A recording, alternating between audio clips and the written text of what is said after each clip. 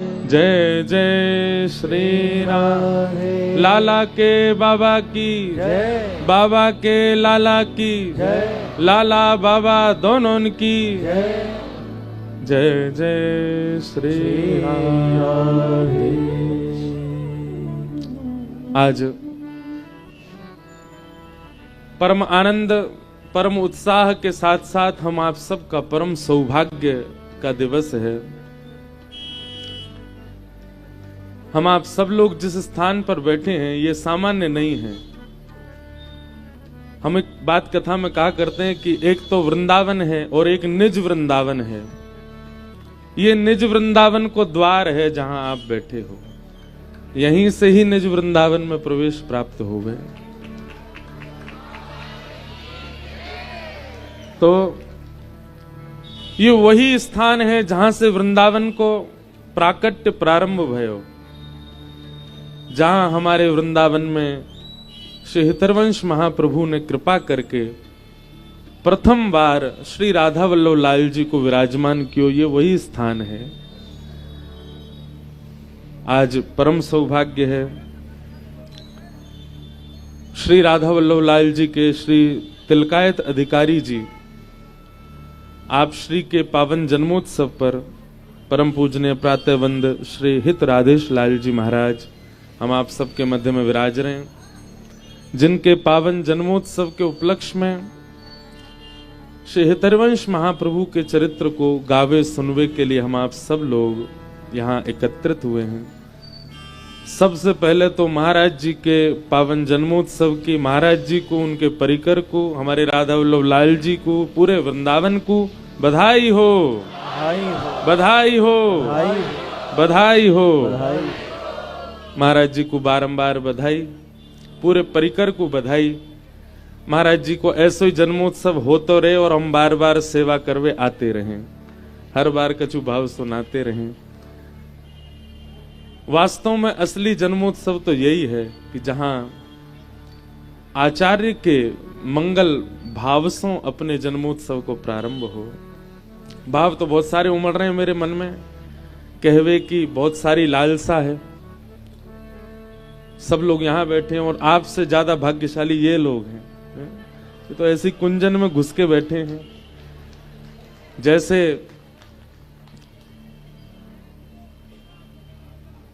श्री हितरवंश महाप्रभु के सन्मुख श्री राधा वल्लभ लाल जी विराजे, पर महाप्रभु जी की जा पे अति कृपा भई। नरवाहन वाने तो ऐसी झाड़ीन में ती देखे, तभी वहां पे कृपा भई। तो ये झाड़ीन से सुन रहे हैं, इन पर जल्दी कृपा होगी। और या को कारण भी है कि ये वास्तव में, अब सामने वाले बुरो मत मान जाइयो, लेकिन असली कुंज में, असली वृंदावन के रस में तो यही बैठे हैं सबरे। मेरो मन हेरो वहीं बैठ के कथा सुना दे तो, लेकिन आप सब लोग पधारे महाराज जी के जन्मोत्सव में। आप सबन को बहुत बहुत स्वागत, बहुत बहुत वंदन। जो बाहर खड़े खड़े चिल्ला रहे हो भैया, अब वहीं खड़े खड़े देख लो, काहे को ना उठ के आए जल्दी। ये सबरे जल्दी उठ के आके बैठ गए यहाँ पे, आप बाहर ही खड़े हो। सब लोग बड़े ध्यान पूर्वक आज यहाँ विराजो। वैसे बाहर की हलचल तो बहुत है, हमें कथा कहवे में बहुत गंभीरता चाहिए, पर ये कुंज निकुंज ही अपने आप गंभीरता प्रकट करेंगे। सब लोग बड़े भाव से मेरे साथ गाओ। देखो, जो वास्तव में श्री हरिवंश महाप्रभु के कृपा पात्र हैं, उनके द्वारा उन्हीं के वंश को वर्णन श्रवण करवे को आनंद कछु अलग होएगो। हम तो ब्रजवासी हैं और महाप्रभु जी की कृपा तो है, वही भाव से ही प्रयास कर रहे हैं कछु कहवे को, सुनवे को। जितने भी आचार्य जन यहाँ बैठे हैं, सबसे हमारी प्रार्थना, कोई त्रुटि है जाए तो क्षमा कर दी हूं। ब्रजवासी तो सबरे संप्रदाय के हैं, वे रामानुजी भी हैं, रामानंदी भी हैं, वल्लभ कुली भी हैं, हरिवंशी भी हैं, हरिदासी भी हैं। और एक बात हम कह दें तो कोई अतिशयुक्ति नहीं, ब्रजवासी बाकी संप्रदायन में बाद में, पहले हरिवंशी हरिदासी है, क्योंकि वृंदावन में वाको जन्म भयो है। तो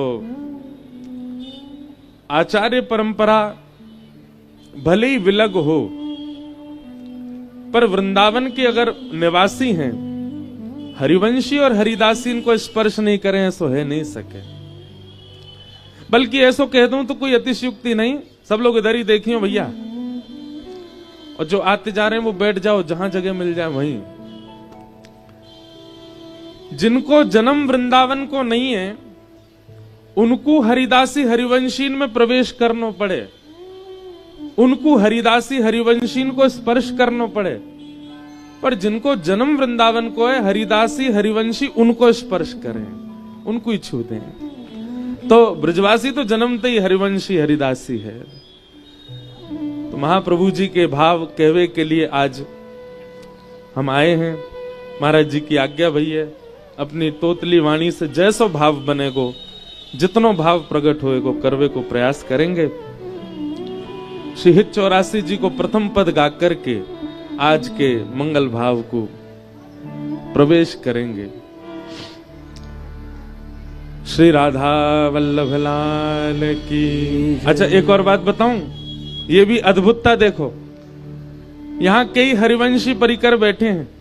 आप सबने हित 84 जी को पाठ गुरु दीक्षा लेवे के बाद बहुत बार कियो होगो, अनेक स्थानन पे कियो होगो, घर में कियो होगो, जमुना जी में कियो होगो, राधा वल्लभ जी में कियो होगो। पर या बालक ने हित 84 जी को प्रथम बार पाठ आज पहली बार करूंगो मैं। वो कहां करूंगो? यही मदन टेर में। अभी अभी महाराज जी ने गई कि ये गा के आज प्रारंभ करो, तो प्रथम 84 जी को पाठ यहीं से ही प्रारंभ कर रहे हैं आज। जोई जोई प्यारो कर सोई मोई भावे, जोई जोई प्यारो कर सोई मोहि भावे, भावे मोहि जोई सोई सोई करे प्यारे, भावे मोहि जोई सोई सोई करे प्यारे, जोई जोई प्यारो करे सोई मोहि भावे, जोई जोई प्यारो करे सोई मोहि भावे, भावे मोहि जोई सोई सोई करे प्यारे, भावे मोहि जोई सोई सोई करे प्यारे। मोको तो भावती ठोर प्यारे के नैनन में,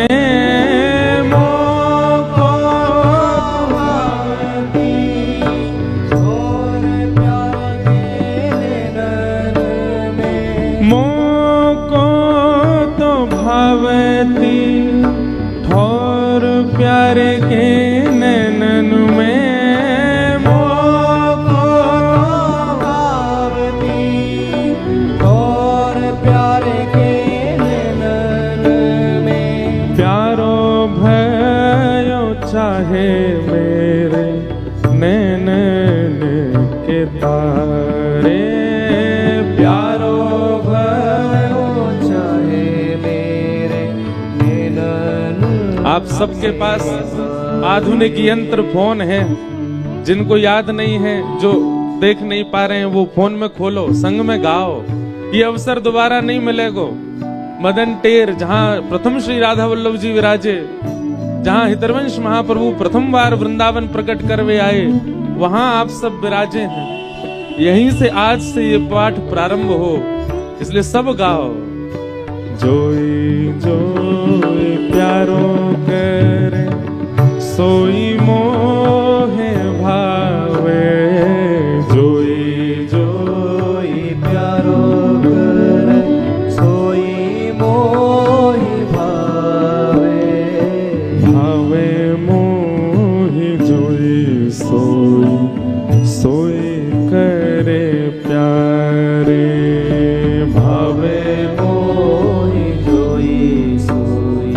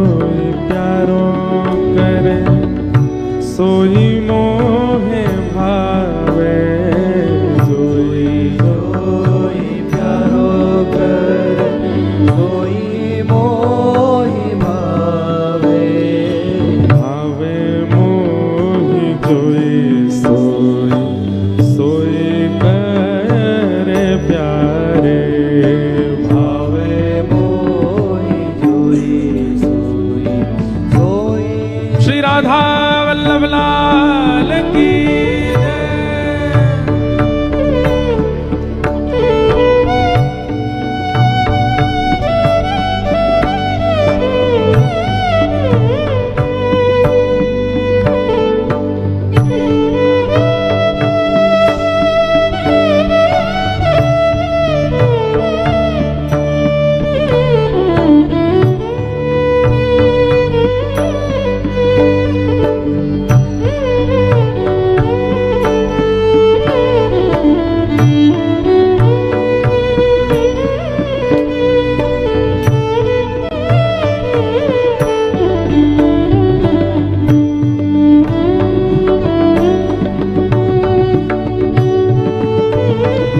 हरिवंश महाप्रभु की, वृंदावन धाम की।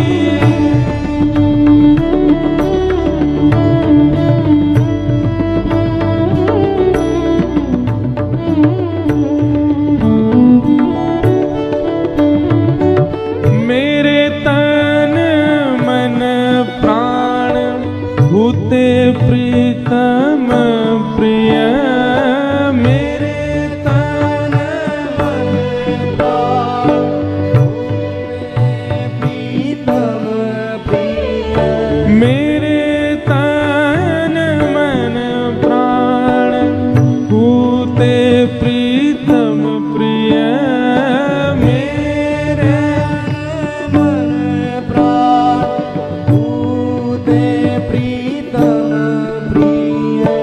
अपने कोटिक प्राण प्रीतम मोह सुहारे, अपने कोटिक प्राण प्रीतम मोह सुहारे, अपने कोटिक प्राण प्रीतम मोह सुहारे,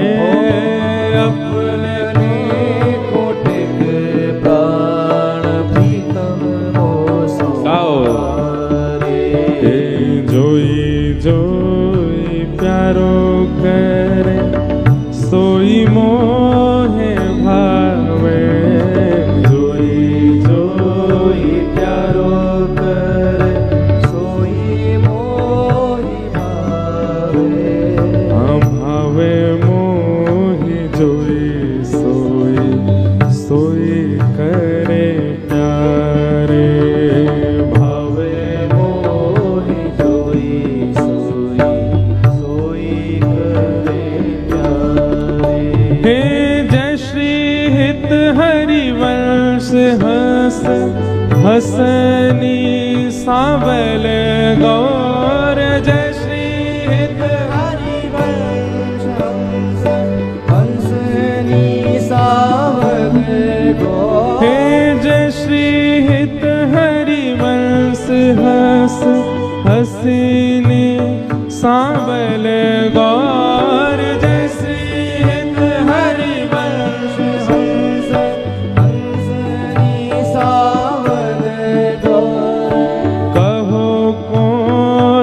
करे जल तरंग न्यारे, कहो कौन करे जल तरंग न्यारे, हे जय श्री हित हरिवंश हंस हसनी सांवल गौर, जय श्री हित हरिवंश हंस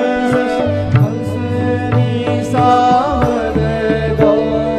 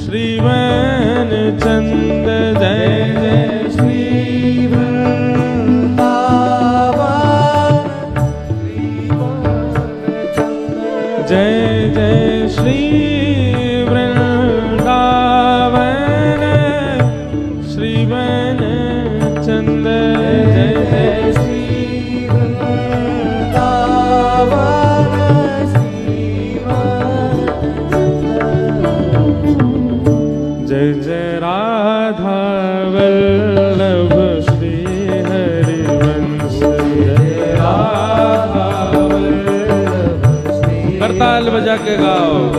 जय जय राधा वल्लभ श्री हरिवंश, राधा वल्लभ श्री हरिवंश। जय जय राधा वल्लभ प्यारो हरिवंश, राधा वल्लभ प्यारो हरिवंश। जय जय राधा वल्लभ प्यारो हरिवंश, राधा वल्लभ प्यारो हरिवंश। जय जय श्री वृंदावन श्री वन चंद्र, जय जय वृंदावन श्री वन चंद्र। जय जय श्री वृंदावन श्री वन चंद्र। गाओ भाव से। ओ जय जय राधा वल्लभ हित हरिवंश, राधा वल्लभ हित हरिवंश। जय जय राधा वल्लभ प्यारो हरिवंश। राधा वल्लभ प्यारो हरिवंश। देखो आप सब लोग ऐसे करताल बजा रहे हो जैसे कितनी जाड़ो पड़ रहा हो, कितनी सर्दी है। ठाकुर जी ने ऐसा सुंदर, आज लाल जी चाहते भयंकर कोहरा कर देते, कैसे बैठते खुले में, लेकिन ठाकुर जी ने आप सबकी व्यवस्था के कारण सूर्य नारायण प्रकट कर रखे हैं। नेक ठाकुर जी को धन्यवाद ज्ञापन करो कि आपने व्यवस्था पूरी बनाए रखी है। दोनों भुजा उठा के और उच्च स्वर में गाओ। जय जय राधा वल्लभ प्यारो हरिवंश, राधा वल्लभ प्यारो हरिवंश। जय जय राधा वल्लभ हित हरिवंश, राधा वल्लभ हित हरिवंश। जय जय श्री वृंदावन श्री वन चंद्र, जय जय श्री वृंदावन, जय जय श्री वृंदावन श्री वन चंद्र। गाओ। ओ जय जय राधा वल्लभ हित हरिवंश,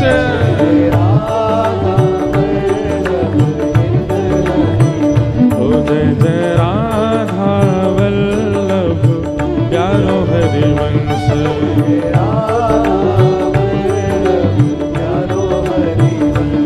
जय जय राधा वल्लभ मेरो हरिवंश, जय जय राधा वल्लभ मेरो ओ ये तो प्यारो हरिवंश, प्यारो हरिवंश। हाँ ये तो मेरो हरिवंश, तो मेरो हरिवंश। हाँ जय जय श्री हरिवंश,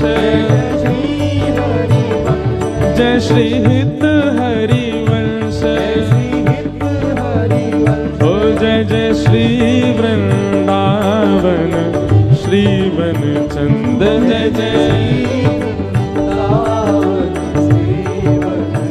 ओ जय जय श्री वृंदावन श्री वन चंद।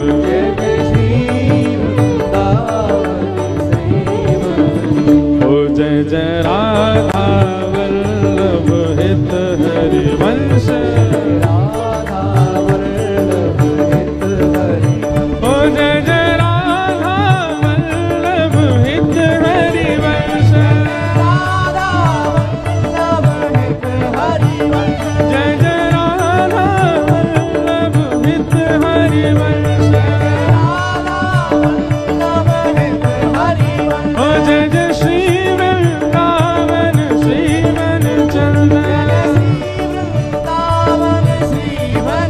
ओ जय जय राधा वल्लभ हित हरिवंश, जय जय राधा वल्लभ हित हरिवंश, ओ जय जय राधा वल्लभ प्यारो हरिवंश,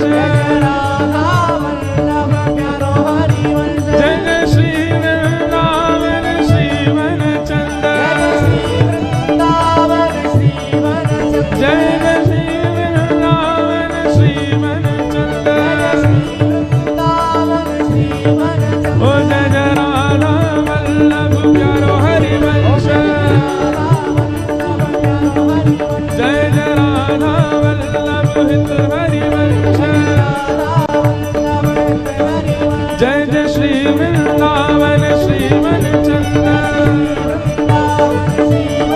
जय जय राधा वल्लभ प्यारो हरिवंश,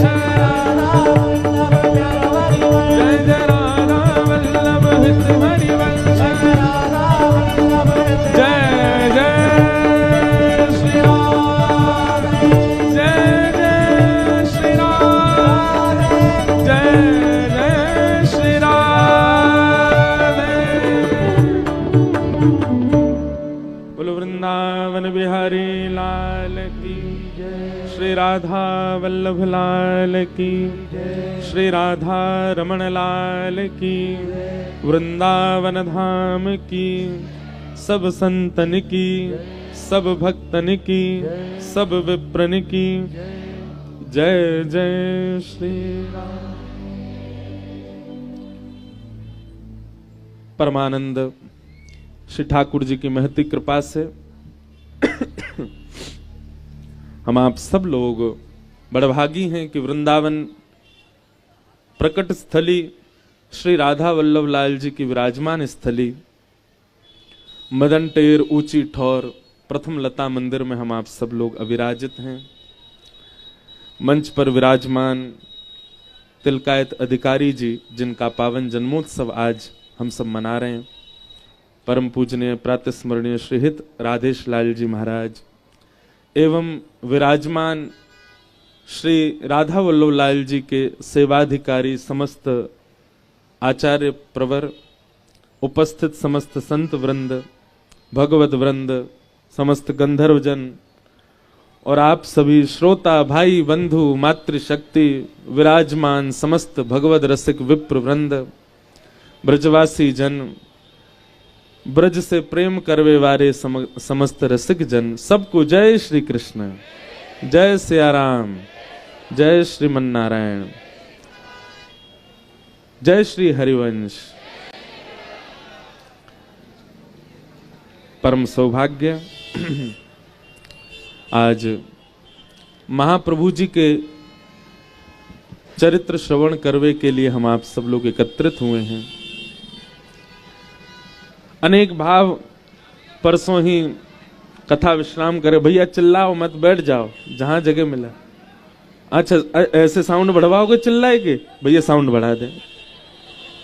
हम बे ऐसे डांट के कौन साउंड बढ़वावे भैया, प्रेम तो बोल दो। एक एक ऐसे घुमाए तो वहां पे लग रहा है कछु की नहीं लग रहा, तो वहां कछु करो व्यवस्था, ऐसे या घुमा दो वाय घुमा दो, और क्या करोगे। तो यही वृंदावन है भैया, जहां ठाकुर को भी डांट के कह दी जाए दर्शन दे रहो कि ना दे रहो, यही वृंदावन है, यही वृंदावन को रस है।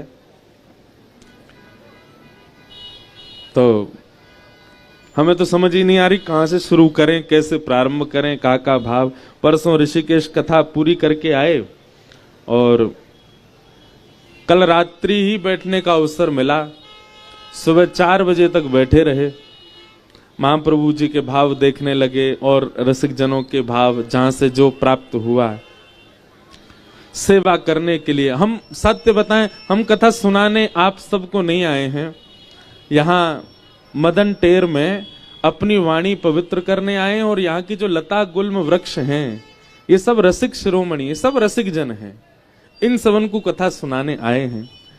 क्योंकि आप सबके मध्य कोई त्रुटि है जाएगी तो आप लोग पकड़ लेओगे, पर इन सब के मध्य कोई त्रुटि होगी ये वाकु भी सुधार देंगे। तो हम तो भैया यहाँ सेवा करने आए हैं, वही भाव से आए हैं। और आज की कथा तो हमारे का जो चैलेंज है, ये बाहर को जो उत्सव हेरो है, या के मध्य इतनो गंभीर विषय कहनो प्रयास करेंगे। श्री हित हरिवंश महाप्रभु जी, जितने भी लोग बैठे हैं बहुत ध्यान पूर्वक सुनिएगा, प्रयास करिएगा सुनने का। आवाज नहीं आ रही फिर भी कान ऐसे करो कि आपको श्रवण हो। भोपाली रहने दो। सबसे पहले हित शब्द को अर्थ कहा है? हित शब्द को अर्थ प्रेम, प्रेम ही हित है। और हरिवंश तो रसिक जन आचार्य जन कह रहे हैं हरिवंश, हा शब्द से हरि यानी कि श्री कृष्ण। सब लोग इधर देखो, यहीं देखते रही हो, हाँ सुनते रही हो, बार बार यू देखते रही हो। हा शब्द से हरि यानी कि श्री कृष्ण, र शब्द से श्री राधा यानी कि किशोरी जी, व शब्द से वृंदावन और श शब्द से सहचरी। हरिवंश चतुर्व्यूह रूप है। ठाकुर जी, लाडली जी, वृंदावन और सहचरी, इन चारों को जो समूह है वह समग्र समूह ही कहलावे, कहा हरिवंश। और ये समस्त समग्र समूह केवल समूह है। अब जैसे वृंदावन तो हमें भी दिख रहा है, सहचरी और सखी तो हमें भी दिख रही हैं, प्रियालाल जी के दर्शन हमको भी है रहे हैं, सबको है रहे हैं। केवल वृंदावन दिख रहा है, केवल सहचरी दिख रही हैं, केवल प्रियालाल जी दिख रहे हैं, तो केवल आप हरिवंश को दर्शन कर रहे हैं। लेकिन इनमें ही प्रेम उन्माद के सहित दर्शन करने लग जाओ तो हित हरिवंश को दर्शन है। अब वृंदावन कई लोगों के लिए व्यापार को केंद्र है, बहुत ध्यान से सुनियो। कई लोगों के लिए आजकल व्यापार का केंद्र है वृंदावन,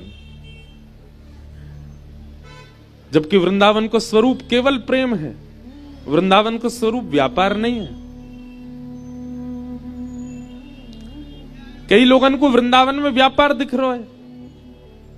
अब लोगों को दिखने लगी कि इतना यश बढ़ रहा है, इतनी पॉपुलेशन बढ़ रही है, इतनी दर्शनार्थी बढ़ रहे हैं, इतने लोग जा रहे हैं वृंदावन, तो लोग बाग यहां पे अपनी समग्र व्यापार को भी प्रकट कर रहे हैं। पर व्यापार प्रकट से वृंदावन आनो, आप एक प्रकार से हित हरिवंश को दर्शन नहीं कर रहे हो।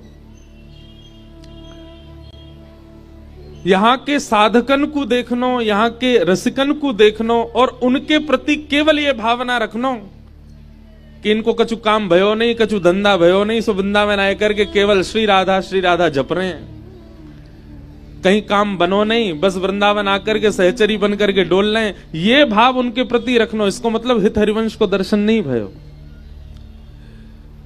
मंदिर में जाकर के केवल लाल जी को दर्शन करनो, उनके बंगला कैसे बने हैं, उनके सामने पधरायो कहा गयो है, हमें दिख गए कि नहीं दिख गए, आरती मिली कि नहीं मिली, हम पे जल छिड़को कि नहीं छिड़को पुजारी जी ने, केवल यहीं तक सीमित रहनो, मतलब हित हरिवंश को दर्शन नहीं भयो। जब हित हरिवंश भाव से प्रवेश करोगे वृंदावन में तो सब में प्रेम दिखेगा। प्रिया लाल को वृंदावन का स्वरूप कैसा है, बहुत ध्यानपूर्वक सुनिएगा। वृंदावन के वृक्षों को देख करके ये भावना नहीं आएगी कि ये कोई वृक्ष है, ये कोई लता है, ये कोई गुल्म है। अच्छा, इन्हें देख के यूं सोचें जी कहां पे नहीं आए हैं। आज श्री राधा वल्लभ जी ने हमारे गुसाई जी के द्वारा जो भेजे हैं, अपने हाथन के श्रृंगार भेज दिए हैं, बोले व्यास जी को पहनाए दो जाके। तो एक भाव से यूं समझियो कि श्री ठाकुर जी और एक भाव से श्री जी दोनों हाथ पकड़ के आए आज बुलवावे को। तो आज हम नहीं बोल रहे हैं, श्री जी और ठाकुर जी बुलवा रहे हैं, और फिर जो निकसे मुख से वाकू सत्य ही मान लियो। वृंदावन को स्वरूप कहा दिखन लगे। जैसे ही वृंदावन आओ, वृंदावन के वृक्षन को दिख के वृक्ष की भ्रांति नहीं हो। क्या भाव उत्पन्न हो कि या वृक्ष ने ऐसी छांव क्यों बनाई है, या वृक्ष की ऐसी लता क्यों है, या वृक्ष को ऐसा स्वरूप क्यों है। प्रिया लाल को लाढ़ लढ़ावत गाओ, प्रिया लाल को लाढ़ सब विधि पूर्ण काम, सब विधि। हमारी जब प्रियालाल जी विहार करते हैं वृंदावन में, तो कहीं धूप ज्यादा नहीं है जाए तो वृक्ष ऐसे झुके अपनी आकृति से नहीं है, ये वृक्ष यदि यहाँ को झुक रहे हो तो यहाँ को मतलब ये है कि यहाँ कभी प्रियालाल जी विराजे होंगे, यही हमारे यहाँ ने छांव बनाई है। या वृक्ष की ऐसी आकृति या हमारे, अब ये एक वृक्ष है, गुसाई जी दिखा रहे यहाँ पे गौ के खुर के चिन्ह बने हुए हैं, तो ये वृक्ष ऐसो या हमारे नहीं है कि या की प्रादुर्भाव आकृति ऐसी नहीं, ठाकुर जी की इच्छा वही होगी चढ़वे की, सोई झुक गया नीचे। वृक्षन के प्रति वृक्ष की भ्रांति नहीं हो, वृक्षन के प्रति यह भाव उत्पन्न हो जाए कि निश्चित ही श्री प्रियालाल जी के सुख के लिए ये ऐसा बनो है। जब रज को दर्शन करो तो रज के प्रति मिट्टी की भ्रांति नहीं हो, बल्कि ऐसी भावना उत्पन्न हो कि जब श्री ठाकुर जी गैया चराते होंगे तो मन में आता होगा इन गऊ की रज मेरे ऊपर लग जाए, तो अपने आप ही रज उड़ करके श्री ठाकुर जी को श्रृंगार कर देती होगी। यमुना जी के प्रति नदी की भ्रांति नहीं, साक्षात सहचरी की भाव उत्पन्न हो। ब्रजवासीन के प्रति मानव की भ्रांति नहीं, साक्षात श्री ठाकुर जी के सखान को भाव उत्पन्न हो, तो तब समझो आप हित हरिवंश सहित दर्शन कर रहे हो। समझ में आ रही है बात? प्रिया लाल को लाढ़ लढ़ावत, प्रिया लाल को गाओ, जो नहीं गावेगो वाकू अपने बगल वाले की सौगंध है। प्रिया लाल को लाढ़ लढ़ावत, प्रिया लाल को लाढ़ लढ़ावत, सब विधि पूर्ण काम, सब विधि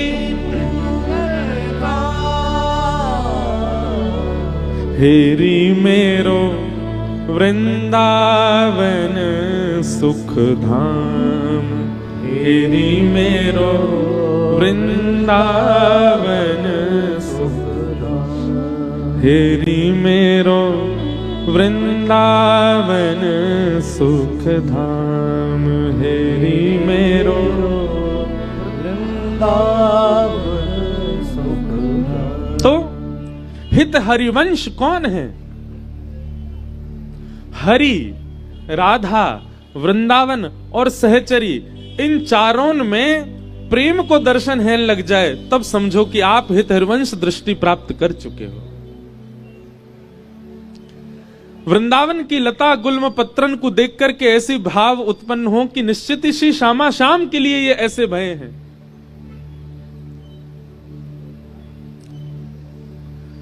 राधा वल्लभ जी के दर्शन करवे जाओ, सब लोग इधर देखो, इधर देखो, यहां देखो। राधा वल्लभ जी के दर्शन करवे जाओ और श्री ठाकुर जी जब आपको नीली पोशाक में दिखाई दें, तो वह नीली पोशाक को देख करके आपके मन में कहां भाव उत्पन्न भयो? अगर आप केवल यही विचार करने कि राधा वल्लभ जी खड़े, नीली पोशाक पहन के खड़े, सीधे दर्शन करके आए गए, कोई भाव उत्पन्न नहीं भयो, निश्चित ही आप अभी हित हरिवंश दृष्टि प्राप्त नहीं कर पाए, हित दृष्टि प्राप्त नहीं कर पाए। आज श्री राधा वल्लभ जी को गुलाबी श्रृंगार में जैसे ही देखो तो मन में भाव आ जाए कि ओहो श्री जी निश्चित ही गुलाबी पहन के आई होंगी, सो ठाकुर जी ने भेंट मांग ली होगी। हे लाडली जी, आज तो आप बड़ी सुंदर लग रही हो, आपकी या वर्ण को देख करके मेरे मन में भाव आ रहा है कि मोको आप अपनी पोशाक दे दो। तो आज ठाकुर जी गुलाबी पोशाक में, तो निश्चित ही श्री जी ने उनको श्रृंगार किया होगा, यही हमारे गुलाबी पोशाक में है।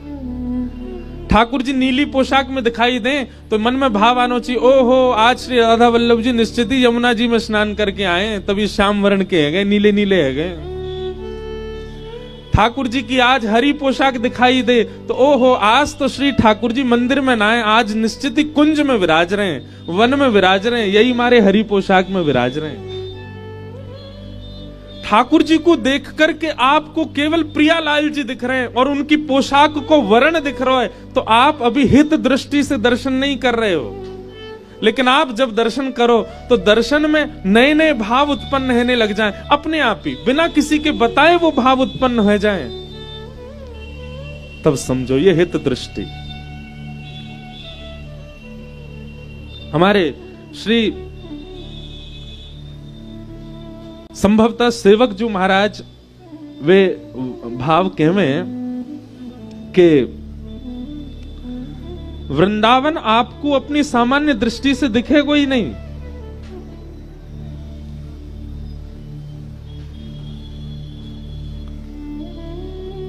यहां पर अब ऊपर मंदिर दर्शन करने गए, वहां पर भी ये पद लिखे हैं। महाप्रभु जी की दृष्टि प्राप्त करने के लिए कम से कम आपको 7 गुण भीतर लाने पड़ेंगे। वो सप्त गुण कौन कौन से हैं? सबसे पहला सब सो हित। सब सो हित मतलब सब सो प्रेम। चाहे जो दिख जाए वहां के प्रति आपको प्रेम भाव लाना ही पड़ेगा। अगर आप वृंदावन उपासी हो तो बहुत ध्यान पूर्वक सुनियो। सब सो हित,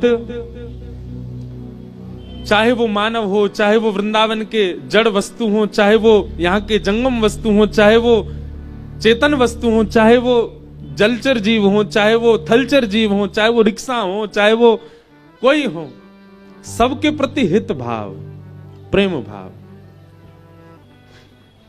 हमारे श्री हरिराम व्यास जी तो यहाँ की चेंटी, इनको भी प्रणाम कर लें। धन धन वृंदावन की चेंटी। वृंदावन की चेंटी भी धन्य है। काय को अब मुझको याद नहीं है। पड़ी रहत मोरिन पे बैठी और पावे सबकी झूठन, धन धन वृंदावन की चेंटी, ऐसे करके भाव है। धन धन वृंदावन के बंदर, बंदर हु बनाओ तो बनाओ श्री वृंदावन को, कूद कूद डारन पे। अरे बंदर को देख करके भी आपके नेत्र सजल ले जाए, कितनो बड़भागी। या को जन्म वृंदावन में ही भयो, जन्म लेती पहली श्वास वृंदावन की रजी गई होगी भीतर। कितनो धन्य है ये बंदर। मतलब यहाँ की दिखवे वाली हर वस्तु को देख करके आपके चित्त में प्रेम प्रकट है जाए। महाप्रभु जी कह रहे हैं यदि आप वृंदावन में, यदि आपको प्रत्यक्ष ठाकुर जी को दर्शन करना हो तो सब सो हित, पहली बात। और दूसरी बात निष्काम मति, कोई कामना नहीं होनी चाहिए चित्त में। देखो एक भैया बात मैं कहूं कथा में, पूरी दुनिया में ठाकुर जी ते मांगो जाए, वृंदावन में तो स्वयं को भी दियो जाए, स्वयं को भी अर्पित कियो जाए। श्री राधा वल्लभ जी को कभी भी कछु मांग करके उनको संकोच में मत डालियो। वैसे ही बेचारे इतने संकोच में रह में, और आप जाए करके जे महलन के ठाकुर जी हैं, जे लाड़ चाव के ठाकुर जी हैं, इनते जाए के यूं कहोगे ठाकुर जी मर्सिडीज दे दो। ठाकुर जी कहेंगे जे कहां मांग रहे हो भैया, भला हमते। ये लाड़ के ठाकुर जी हैं, ये प्रेम के ठाकुर जी हैं, इनते संसार मत मांगो। निष्काम मति, वृंदावन में किसी से भी कोई कामना नहीं। सबसे पहले सबसो हित, दूसरी निष्काम मति, और तीसरे नंबर पे आवे कहा श्री वृंदावन वास। अगर पहले वाले 2 स्थिति आपके चित्त में नहीं आई है तो वृंदावन वास कर मत लियो। और इन दोनों के बिना अगर कोई वृंदावन वास करेगा, वासे अपराध बनेगो ही बनेगो। सबसो हित, निष्काम मति, फिर श्री वृंदावन वास। तीसरो काम वृंदावन वास। अब चौथो कहा है, आहा, श्री राधा वल्लभ लाल को हृदय ध्यान। सबसो हित, निष्काम मति, श्री वृंदावन वास, श्री राधा वल्लभ लाल को हृदय ध्यान। हृदय से श्री राधा वल्लभ जी को ध्यान करो, उनको चिंतन करो। कदम्ब टेर में बैठ करके, मदन टेर में बैठ करके, अपने घर में बैठ के जहां रुको वहीं बैठ करके श्री राधा वल्लभ जी को स्मरण करो, ध्यान करो। कैसे हैं? यदि प्रथम 3 उचित होंगे तो चौथो अपने आप बन जाएगा, श्री राधा वल्लभ लाल को हृदय ध्यान। और 5वां क्या है? बोले मुख नाम, श्री राधा श्री राधा श्री राधा। ये सब सीढ़ी हैं निकुंज के दर्शन की।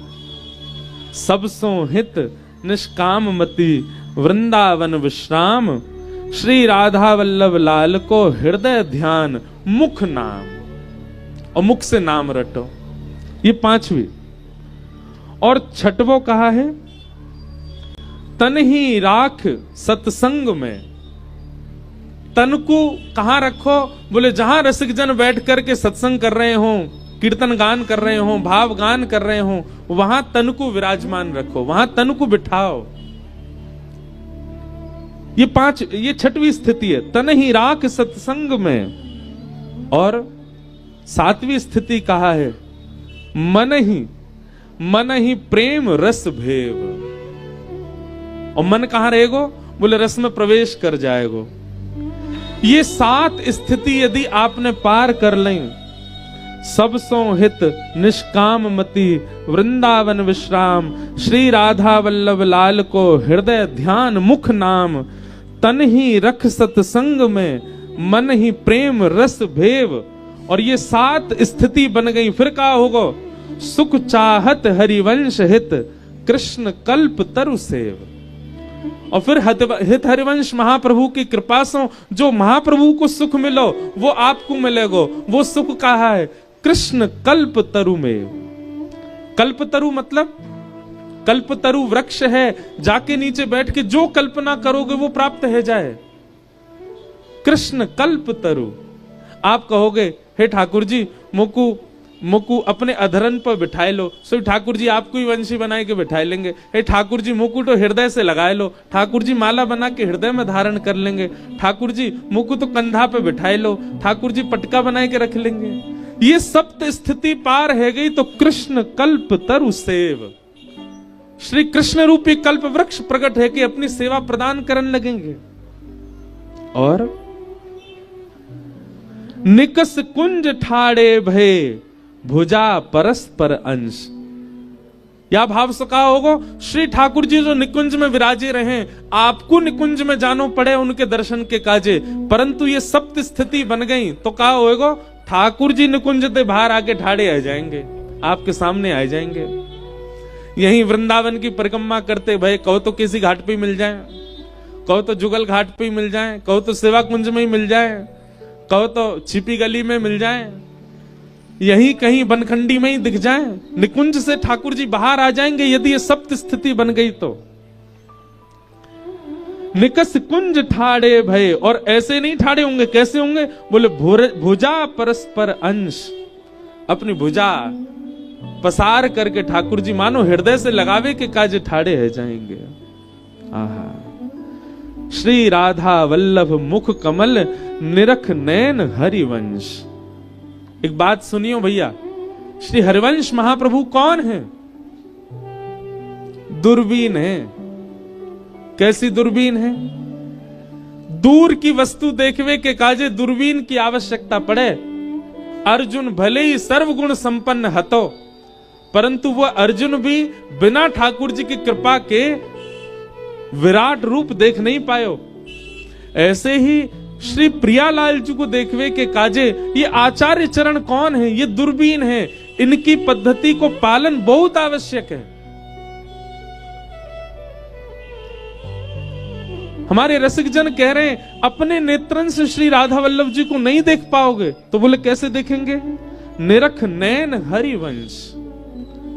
श्री हरिवंश जी के नेत्रन से देखो, तभी श्री ठाकुर जी दिखेंगे। आहा, रसना कटे जो अन रटो,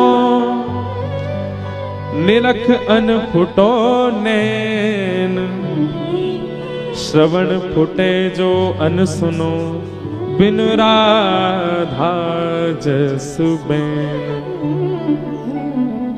रसना कट जाए हमारी अगर हम कछु और बोलें तो, नैन फूट जाए यदि कोई और को निहारे तो, कानन में कोई तेल डाल दे यदि कछु और सुने तो, कब?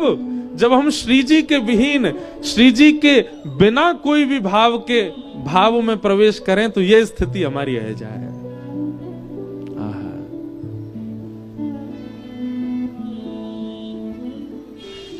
निरख नैन हरिवंश।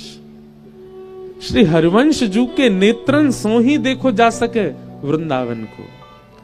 इसलिए वाक्य लिए ये 7 पद्धति हमारे रसिक जन बता रहे हैं, इन 7 पद्धति को पालन करो। इन 7 पद्धतियों को जीवन में लाओ। हरिवंश महाप्रभु कितने रूपन में विराज रहे हैं? 4 रूपन में। कैसे? प्रियाजू के चित्त में जो प्रेम है ठाकुर जी के प्रति, वृंदावन के प्रति, सखीन के प्रति, वो श्री हरिवंश। तो श्री हरिवंश जी को पहलो रूप कहा है, श्री जी के चित्त को प्रेम, श्री हरिवंश। एक प्रकार से कह दे तो श्री किशोरी जी को हृदय है हरिवंश। क्योंकि श्री जी के हृदय है हरिवंश, या हमारे ठाकुर जी ने अपने अधर पर धारण किए, तो वंशी श्री हरिवंश। वंशी कौन है? श्री हरिवंश। प्रियाजू के हृदय को प्रेम हरिवंश, और प्रियाजू के हृदय को जब ठाकुर जी ने देखो तो वही हृदय को वंशी रूप धारण करके अधर पर धारण किया, तो वंशी हरिवंश। तीसरे, वृंदावन में प्रकट रूप में जो सबन को दिखे तो आचार्य हरिवंश, श्रीहत हरिवंश। तो आचार्य रूप में हरिवंश जी विराजे। और ठाकुर जी जब निकुंज में चले जाएं, निज वृंदावन में चले जाएं, तो हित सजनी के रूप में सहचरी हरिवंश। ये 4 रूप श्री हरिवंश जी के हैं। प्रियाजू के हृदय हरिवंश, श्री लाल जी की वंशी हरिवंश, वृंदावन में आचार्य हरिवंश, और सहचरीन में हित सजनी हरिवंश। ये 4 व्यू, इतने रूप हैं श्री हरिवंश महाप्रभु के। बहुत कछु है, इतनो सब कछु धूड़ धाड़ के लायो, कहां से जो जो भाव रसिकन ने बताए वो सब मिले, तब ये सब भाव प्रकट भये।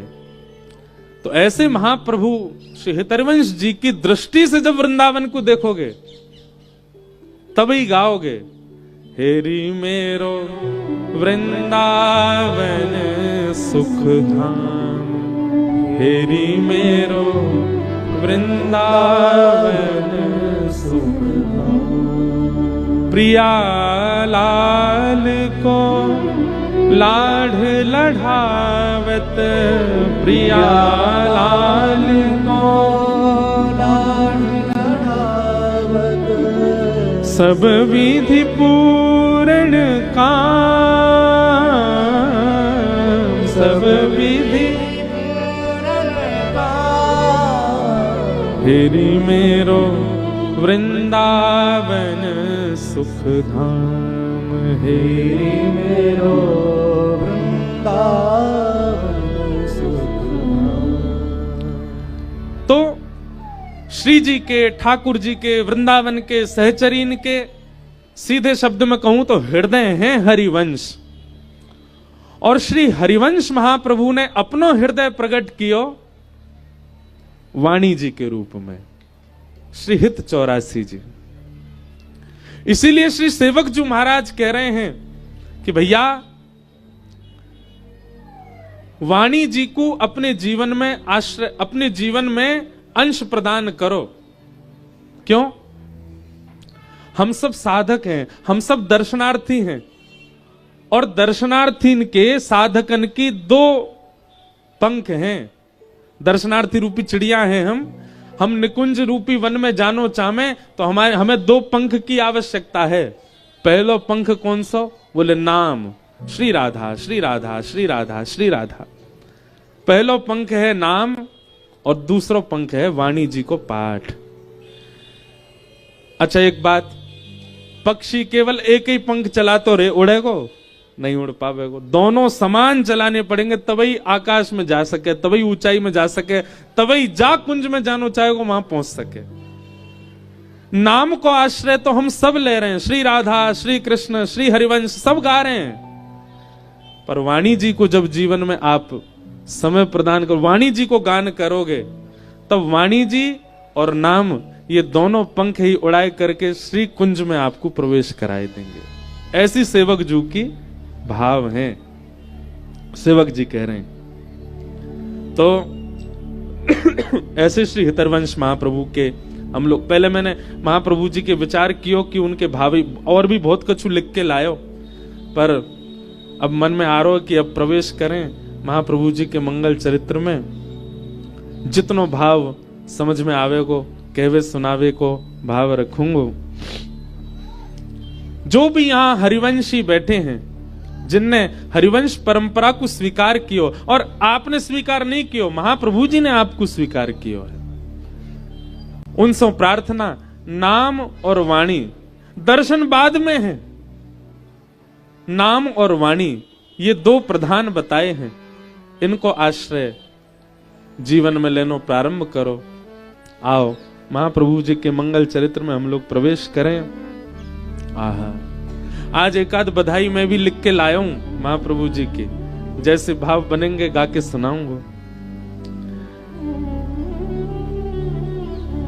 भक्तमाल जी को आश्रय लेकर के श्री नाभा जी जो वर्णन कर रहे हैं रसिक त्रिवेणी को, वैसे ही भाव कहूं। अच्छा एक बात बताएं, श्री नाभा जी ने भक्तमाल जी को वर्णन किया,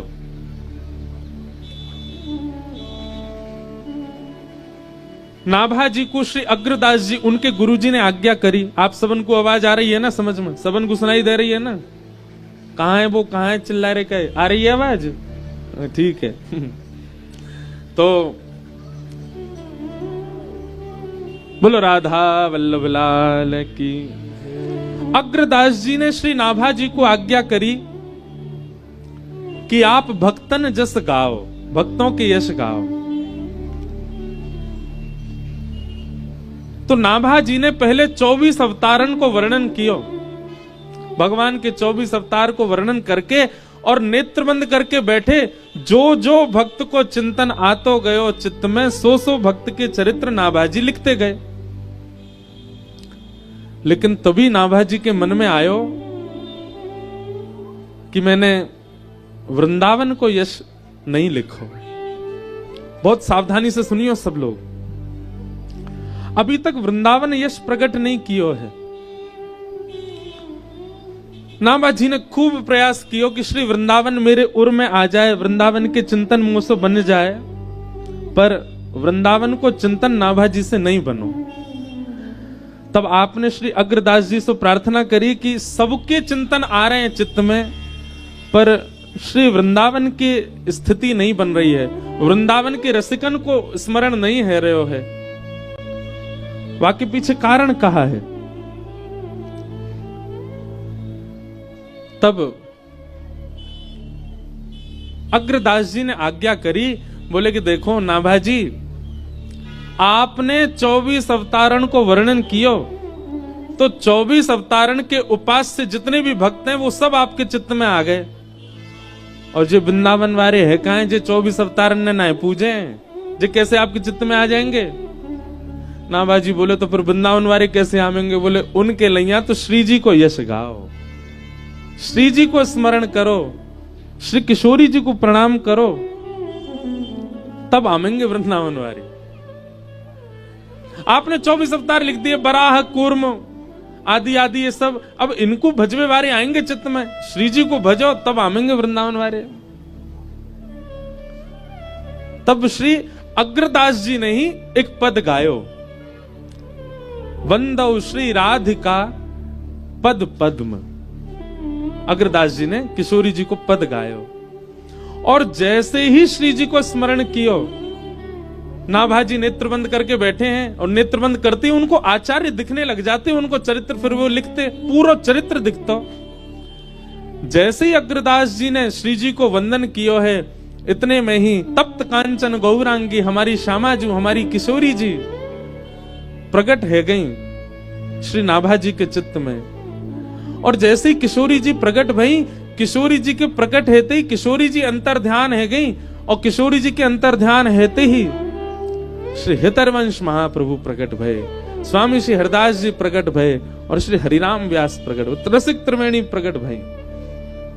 और तब हित हरिवंश महाप्रभु को प्रथम जस गायो श्री नाभा जी ने। श्री हरिवंश गोसाई की रीत सकृत को जानी है, श्री हरिवंश गोसाई भजन की रीत सकृत को जानी। नाभा नाभाजी छप्पे लिख रहे हैं, श्री हरिवंश गोसाई भजन की रीत सकृत को जाने है। श्री हरिवंश गोसाई भजन की रीत सकृत को जानी है। श्री राधा चरण प्रधान हृदय अति सुदृढ़ उपासी। राधा चरण प्रधान हृदय अति सुदृढ़ उपासी। कुंज केली दंपति तहाँ की करत खवासी। कुंज केली दंपति तहाँ की करत खवासी। सर्वस महाप्रसाद प्रसिद्धता के अधिकारी। सर्वस महाप्रसाद प्रसिद्धता के अधिकारी। हे विधि निषेध नहीं दास अनन्य उत्कट व्रत धारी। विधि निषेध नहीं दास अनन्य उत्कट व्रत धारी। व्यास सुवन पथ अनुसरे सोई भले पहचानिए। व्यास सुवन पथ अनुसरे सोई भले पहचानिए। हे श्री हरिवंश गोसाई भजन की रीत सकृत को जानी है।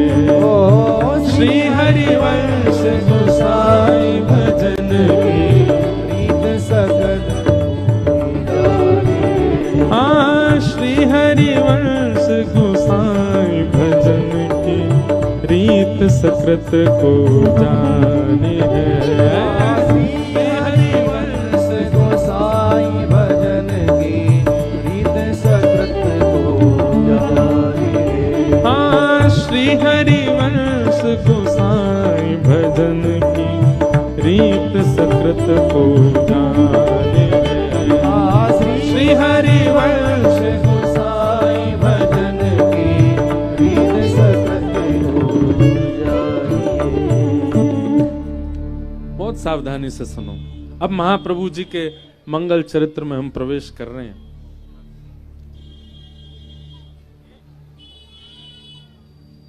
रीत सकृत को जाने हैं। विराज जाओ लाली, बैठा दो इन्हें। श्री नाभाजी कह रहे हैं कि हित हरिवंश महाप्रभु के चरित्र को भले ही सुनने के लिए हजारों लोग बैठे हैं यहां पर श्री हरिवंश गोसाई भजन की रीत सकृत को जान। सकृत मतलब एक। महाप्रभु जी के चरित्र को कोई एक ही समझ पाएगा इतने लोगों में। महाप्रभु जी के अनन्य भक्त हुए, अनन्य शिष्य हुए, अनन्य सेवक हुए, परंतु श्री नाभाजी कहते हैं कि महाप्रभु जी के भक्ति रीति को केवल सेवक जो ही समझ पाए, केवल सेवक जो ही जान पाए, हर कोई नहीं जान पाया। स्वामी श्री हरदास जी के भाव, श्री हितरवंश महाप्रभु के भाव, हरिराम व्यास जी के भाव, ये रसिक त्रिवेणी हैं। इनको सब नहीं समझ। ये महलन की चर्चा है भैया। महलन के भीतर कहा बात है रही है जे महल वाले इनको ही पतो रे। बाहर वाले तो केवल आकलन लगाते रहे, जे है रहोगो, ऐसी बात चल रही होगी, ये चल रहा होगा, धुआं उठ रहा है, जरूर कछु बनना होगा। बाहर वाले तो केवल अनुमान लगा में। महलन की बात तो महलन वाले ही जाने। आपके समक्ष किसी अन्य आचार्य की चर्चा हो रही है।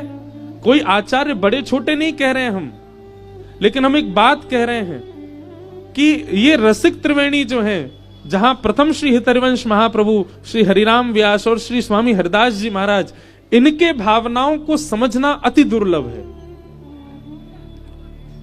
सुन सब लेंगे पर समझ सब नहीं पाएंगे। इसलिए रीत सकृत को जान, एक ही जान सकता है बस। आज इतना बड़ा उत्सव यहां हो रहा है, परंतु आचार्यों को छोड़ करके महाप्रभु जी के अनुयायियों को छोड़ करके यहां जितने लोग हैं उनमें से कोई एक ही जान पाएगा महाप्रभु जी के भाव को। रीत सकृत को जाने। तो कथा प्रारंभ कुछ इस भाव से है।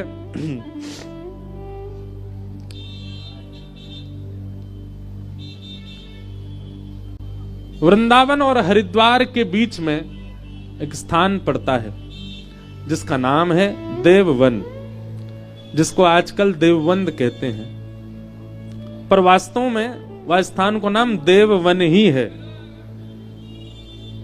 बाद के आक्रांताओं ने नाम उसका देवबंद कर दिया। तो देववन में व्यास मिश्र नाम के एक पवित्र ब्राह्मण कुल के व्यक्ति हुए और आपकी गृहिणी थी श्रीमती तारा जी। व्यास मिश्र जी श्रेष्ठ ज्योतिषी थे। आपका ज्योतिष शास्त्र बहुत निपुण था। बहुत सावधानी से सुनो। मुगल के एक राजा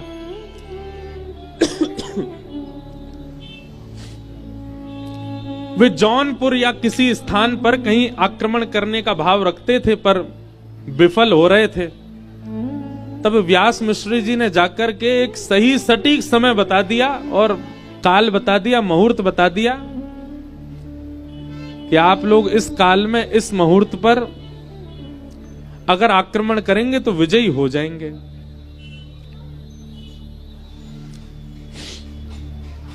मुगल शासक राजा ने कहा, यदि आपकी बात सत्य हो गई तो मैं आपको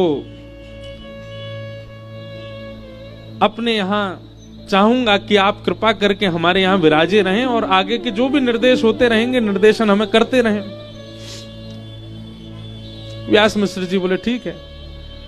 और जो समय, जो काल, जो बताया गया, व्यास मिश्र जी ने उसी काल में उस मुगल ने चढ़ाई की और उसको विजय प्राप्त हुई और तब से वो व्यास मिश्र जी का सेवक बन गया। सर्वगुण संपन्न है, सब कुछ है, पर व्यास मिश्र जी के यहां अभी संतान नहीं है।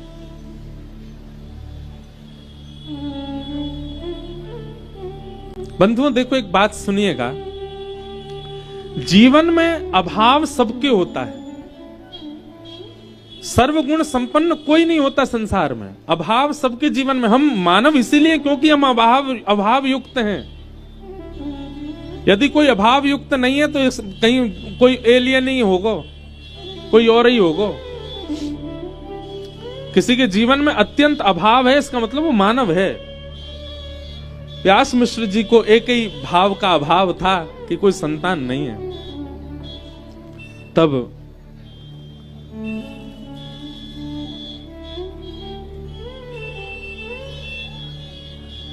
मन में भाव आता था कि एक संतान हो तो वंश आगे बढ़े।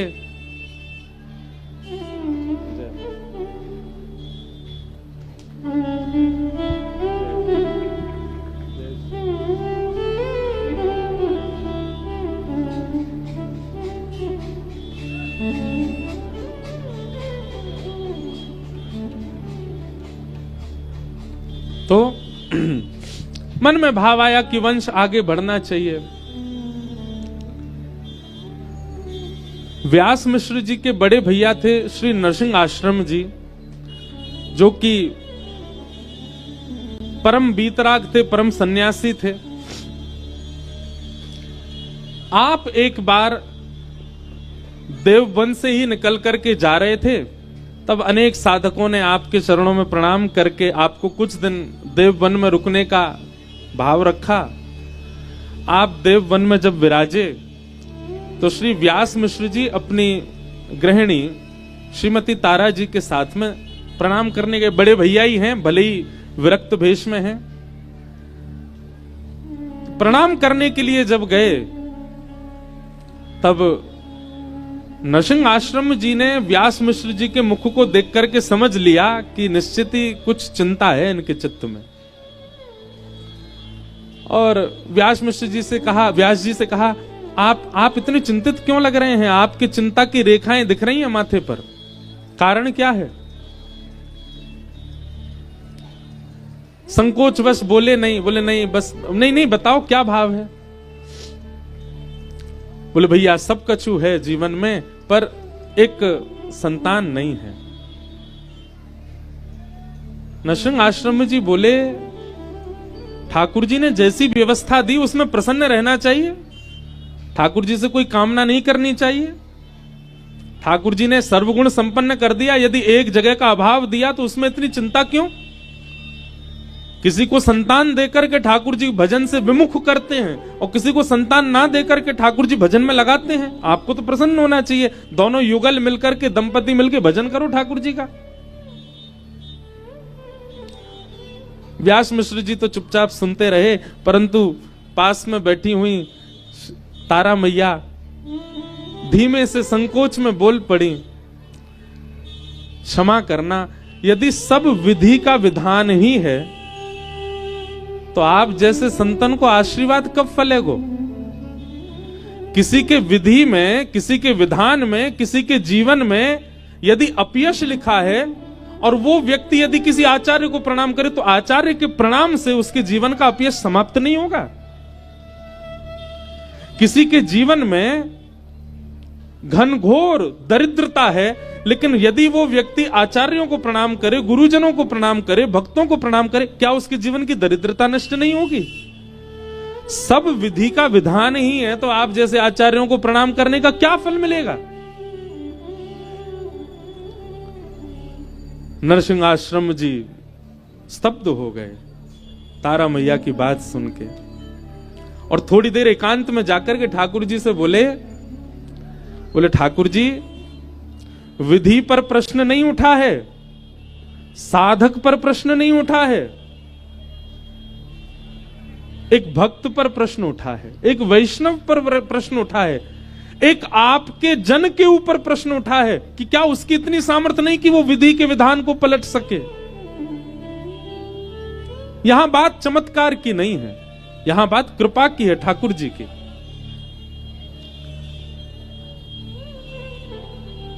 नरसिंह आश्रम जी नेत्र बंद करके ठाकुर जी से कहने लगे, जय जय, लाज जा रही है, आपके वैष्णव की लाज जा रही है, आपके भजवे वाले की लाज जा रही है, यहां तो लाज बचाओ। ठाकुर जी तुरंत हृदय में प्रकट हो गए और हृदय में प्रकट होकर के बोले चिंतित मत होइए, आपकी लाज हम बचाएंगे, जाकर के आज्ञा दे दीजिए। बोले क्या आज्ञा देनी है? सोई ठाकुर जी ने अपनी कमर में खोसी वही वंशी निकाली और वंशी निकाल करके केवल वंशी को दर्शन करायो। ये वही प्रतीक है जिसने द्वापर युग में ब्रज के प्रत्येक जन को मुंह से जोड़ो। ये वही वंशी है जाने एक एक ब्रजवासी को मेरो आश्रय प्रदान कियो। अब यह वंशी की पुनः आवश्यकता है कलिकाल में।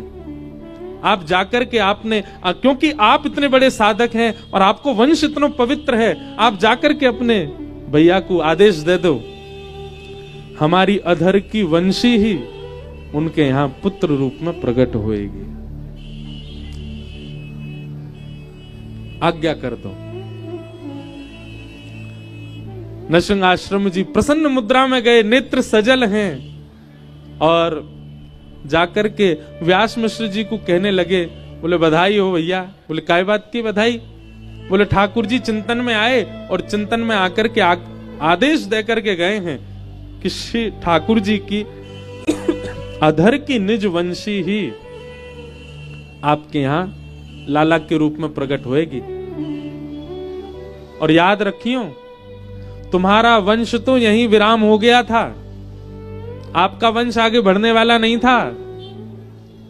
श्री हरि ने कृपा करके वंश बढ़ायो है, इसलिए बालक को नाम हरिवंश ही रखियो। बोलो हित हरिवंश महाप्रभु की जय। बालक को नाम हरिवंश रखे। आहा, कैसी कृपा करी ठाकुर जी ने। और अभी तक तो मन में ऐसी भावना थी कि एक पुत्र रत्न हो जो वंश बढ़ावे, परंतु अब आज्ञा सो ऐसो भाव आने लगो कि ऐसो पुत्र हो जो या पूरे वंश को ही हरि को बना दे, ऐसो बालक उत्पन्न होए। आहा, इतने सुंदर भाव वर्णित हैं महाप्रभु जी के चरित्र में। तारा मैया के पावन गर्भ में महाप्रभु जी को आगमन भयो। बहुत सावधानी से सुनो।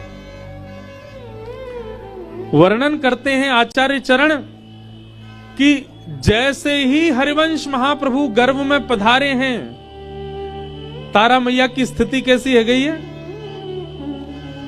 कोई भी कार्य कर रही हैं। भैया आज कथा कहनो तो सच में बड़ो चैलेंज वारो काम है, लेकिन आनंद भी उतना ही आ रहा है, भले ही कितनों भूचाल मचलो। यही भजन की असली परीक्षा है, यही कथा की असली परीक्षा है। शांत भाव में तो सब सुन लेंगे, सब सुना देंगे, पर ऐसी स्थिति में सुना के दिखाओ, और वो भी ऐसो प्रिय प्रसंग, ऐसो गंभीर प्रसंग। जाग के लिए यूं कह रहे हैं, सकृत को जाने एक ही समझ पाएगा, वहां में भी ऐसे भूचाल, देखो कौन समझे। जैसे ही तारा मैया के कुक्षी में, तारा मैया के गर्भ में श्री महाप्रभु जी को आगमन भयो है। मैया की स्थिति कैसी है? रसोई घर में काम कर रही हैं, चूल्हा पे रोटी बना के धर रही हैं, और रोटी बना के धरते ही नेत्रबंद है रहे हैं, वृंदावन वृंदावन वृंदावन स्मरण है रहे हो है। सुंदर निकुंजन की स्मृति है रही है, सुंदर लता पत्र गुलमन की स्थिति स्मरण है रो है। कभी घर के कोई कार्य चौका बर्तन करें और बैठी बैठी अचानक की भावावेश में चली जाएं और यमुना जी के पुलिन को दर्शन हेन लग जाए, कलकल करती श्री यमुना जी को दर्शन हेन लगाए, श्री राधा श्री राधा श्री राधा, वृंदावन के कण कण से श्री जी को नाम उत्पन्न है रोए, ऐसो आभास उनको हेन लगे। रात्रि में शयन करती हैं तो स्वप्न में भी निकुंज दिखते हैं, स्वप्न में भी वन दिखते हैं, स्वप्न में भी श्री यमुना जी दिख रही हैं, स्वप्न में भी श्री वृंदावन दिख रहे हो है। भैया एक बात बताऊं आपको,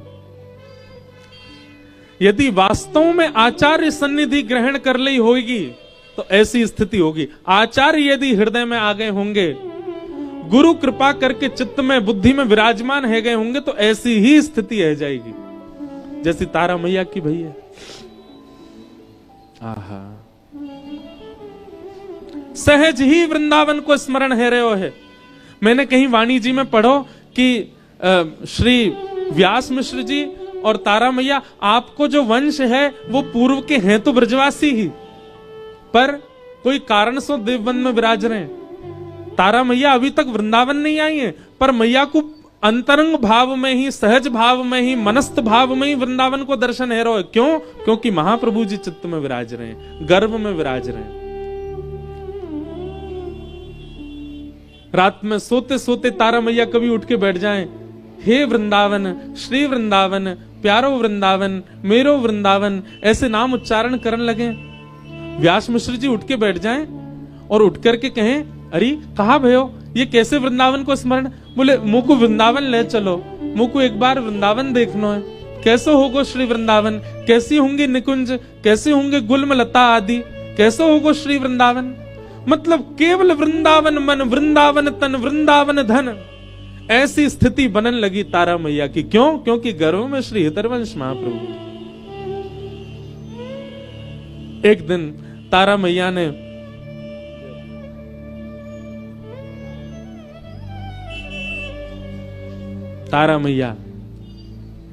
व्यास मिश्र जी से कह रही हैं, मुझको वृंदावन ले चलो। व्यास मिश्र जी कहें, बोले अभी आपकी अवस्था कैसी है? गर्भ में बालक है, अभी कैसे वृंदावन ले चलूं? मैया कहें, मुझे ना पता, बस अब तो वृंदावन ले चलो, एक बार वृंदावन दर्शन करा लाओ। बालक को जन्म है जाएगा, वहां के लालन पालन देखभाल में फिर कितने दिना निकल जाएंगे, फिर नहीं जा पाएंगे, अभी मैं संभाल लूंगी स्वयं को, आप मुझको वृंदावन ले चलो। क्योंकि व्यास मिश्र जी एक बादशाह के निर्देशक बने हैं। इसलिए आपने जाकर के बादशाह से कही कि आप कुछ दिन को अवकाश दो, हम अपनी गृहिणी को लेकर के वृंदावन जाएंगे। बादशाह ने जैसी बात सुनी बोले, अरे आप चिंता मत करो, हमें कोई काम से आगरा जानो है और मार्ग में ही वृंदावन पड़ेगो, हमारे संगी चल दियो। हम पूरी व्यवस्था, आपकी पत्नी अभी गर्भवती भी हैं, उनको व्यवस्था की भी आवश्यकता होगी, हम पूरी व्यवस्था लेके चलेंगे, सखी सहचरी समाज सब चलेगो, पूरी सेवा लेके चलेंगे, आपकी गृहिणी को लेके भाव से चलेंगे। तब तक प्रतीक्षा करो, हम जब चले हमारे संगी चलियो।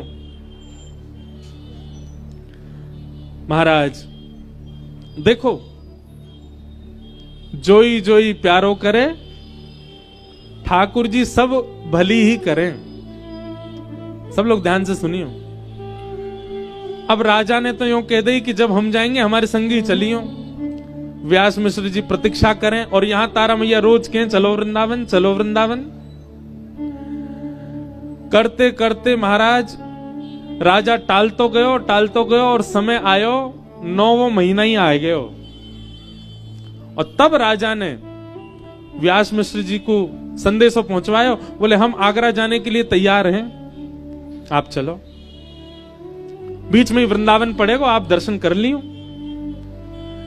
व्यास मिश्र जी बोले अब तो समय इतना नहीं है, अब तो अंतिम महीना चल रहा है, कैसे करें। बोले नहीं नहीं, आप अभी चल, तो हम पूरी ऐसी व्यवस्था लेके चलेंगे कि महाराज पलकन पे लेके चलेंगे तारा मैया को। पूरी व्यवस्था करी गई, खूब सारी सहचरी लगाई गई, बढ़िया पालकी बनवाई गई और श्री व्यास मिश्र जी तारा मैया सबन के सहित निकल पड़े वृंदावन की ओर। ज्यों ज्यों वृंदावन समीप आ रहे हो है, त्यों त्यों तारा मैया के रोंगटे खड़े हो में, मन में आह्लाद उत्पन्न हो, आनंद से प्रेमाश्रु छलक पड़े। ये सहज ही हो रहा है। मैया कभी वृंदावन आई नहीं, वृंदावन कभी देखो नहीं, वृंदावन को कुछ पता नहीं, वृंदावन के प्रवचन भी नहीं सुने हैं, पर सहज ही ये भाव उत्पन्न हो रहे हैं। क्यों? महाप्रभु जी गर्भ में विराज रहे। जैसे ही वृंदावन आयो और वृंदावन में प्रविष्ट भये हैं, मैया तो ऐसे नृत्य करने लगी जैसे कोई अत्यंत स्वस्थ महिला नृत्य कर रही हो। मिश्र जी तो अलग घूम रहे, तारा मैया तो कभी कोई वृक्ष को जाके हृदय से लगा लें, कोई लता को जाकर के स्पर्श करें, यमुना जी को जाकर के नीर बहावे, रज जाके माथे से लगावे, रोम रोम को रज मंडित करने लगी। क्यों? क्योंकि ये स्थिति तारा मैया की नहीं है, गर्भ में विराजमान महाप्रभु जी की है। आज मानो ऐसा लग रहा है कि एक युग बाद वंशी वापस वृंदावन आई है। वृंदावन के भाव को निरख करके मानो गर्भ में नृत्य कर रहे हैं महाप्रभु जी। वृंदावन में कोई मंदिर नहीं है, वृंदावन में कोई देवालय नहीं थे उस काल में,